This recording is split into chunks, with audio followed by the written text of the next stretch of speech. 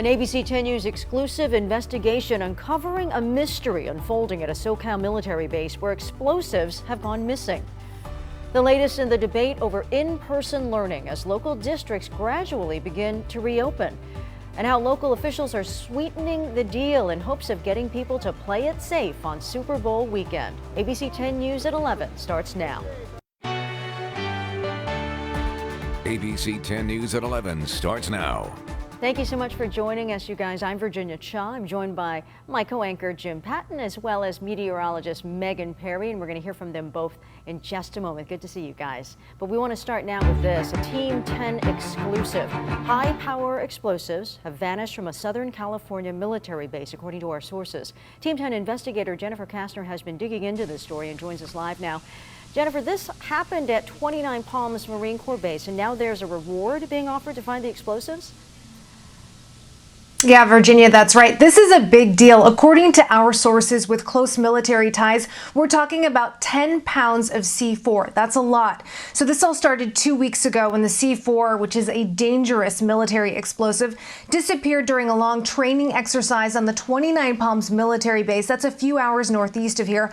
That's according to our sources, who also say that those explosives are believed to have been stolen. The images you're looking at were taken during other explosives training exercises on base back in 2016. They are not images from this new incident. We want to make that clear. Now, we're told that the commanding officer of the unit is considering extending the training exercise until those explosives are found. Sources confirm that the officer also sent out a message to all subordinate commands about a monetary reward for any information leading to the discovery of this C4. So we asked the Marine base to confirm all of this, which they would not do, but they did send a brief statement which reads in part, "The ongoing investigation into this incident is being handled by NCIS and the affected units."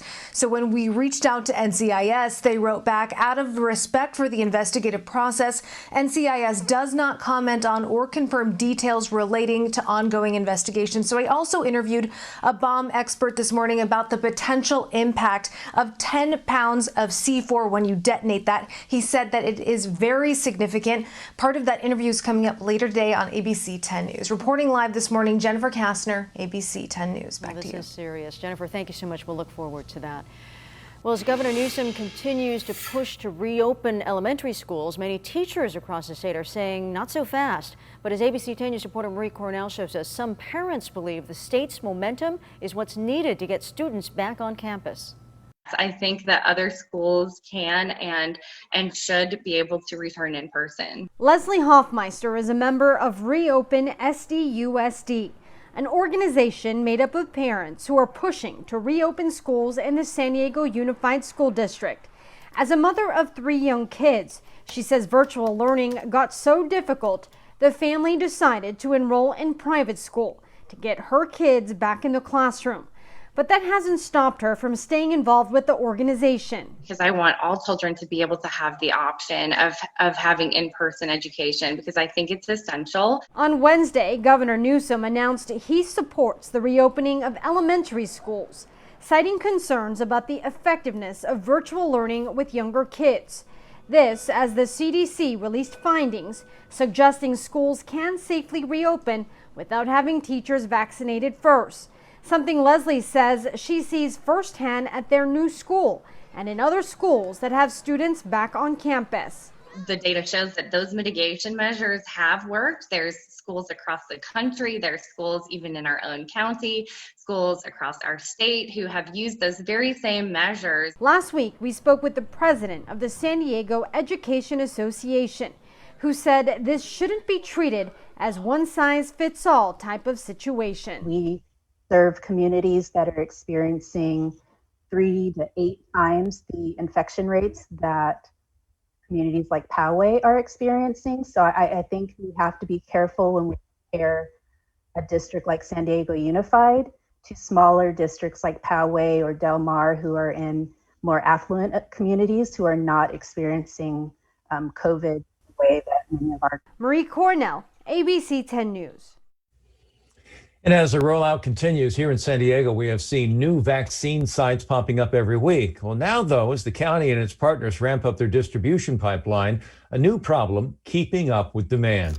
Yesterday, county leaders said they're capable of vaccinating up to 20,000 people a day at this point. But right now, they only have enough doses for about 10,000, and that's creating a speed bump. But officials are optimistic that they're setting themselves up for success once supply catches up. We have the infrastructure in place, so if those supplies increase, we are poised and ready and can quickly ramp up. We're only going to make appointments available for vaccines that we know we have or we are confident are coming.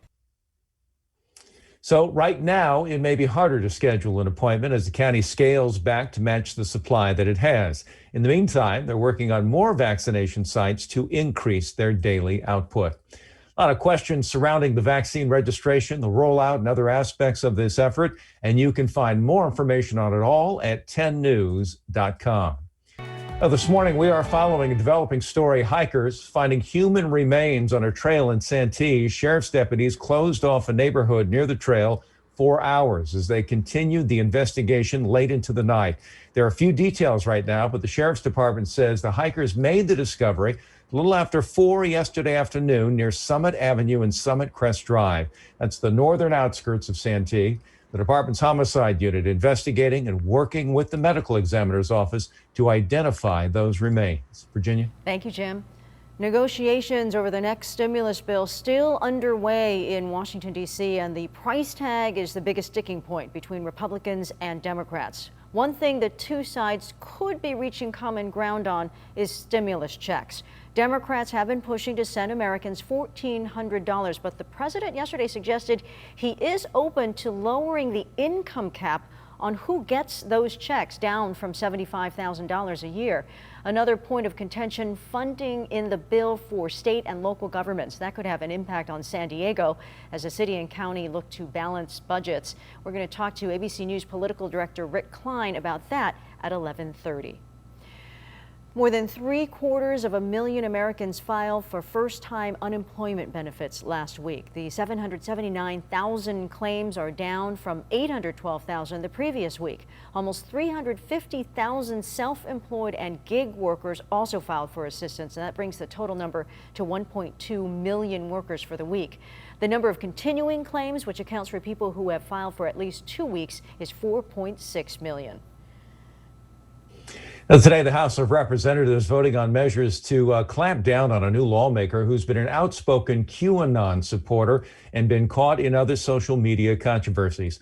The House voting on stripping Georgia Congresswoman Marjorie Taylor Greene of her committee assignments. Online, she suggested mass shootings could be false flag operations and that lasers beamed from space started wildfires in California. She also liked posts calling for violence against Speaker Nancy Pelosi, and today she spoke on the House floor. The problem with that is, though, is I was allowed to believe things that weren't true, and I would ask questions about them and talk about them. And that is absolutely what I regret. Because if it weren't for the Facebook... The House is expected to vote on stripping Greene of her assignments later today. Well, as we continue to see COVID-19 cases decreasing around the county, local leaders are urging San Diegans to play it smart this Super Bowl weekend. ABC 10 News reporter Nate Holmes was there as one of the hardest hit cities in the county handed out safety kits for the big day. 1,000 safety kits were handed out in an effort to slow the spread of coronavirus cases around the county, especially in the South Bay. Now, many people may want to huddle up with family and friends this Super Bowl weekend, but local leaders say that's just not a good plan. We're going to stay home with our immediate family and just have a nice little family get-together.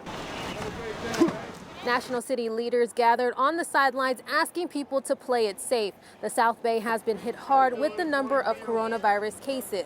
National City was the first in the county to mandate facial coverings. City leaders handed out hams and Super Bowl safety kits that included adult and youth masks, hand sanitizer, face shields, touchless thermometers, and toothbrushes. Stay safe, stay home, and the way we're doing that, we're giving away hams, fully cooked hams. As a reminder, make a ham sandwich at home with your family pod and watch the big game. You're going to need to use your PPE and have continued PPE from now until pretty much fall of this year. So we're providing as much PPE as we can. The county wants everyone to follow its COVID-19 playbook, especially during Super Bowl weekend. They will be increasing enforcement of the public health order. There you go. The county is still in the purple tier, but local leaders are hoping to inch closer to the red zone if everyone follows the rules. In National City, Nate Holmes, ABC 10 News.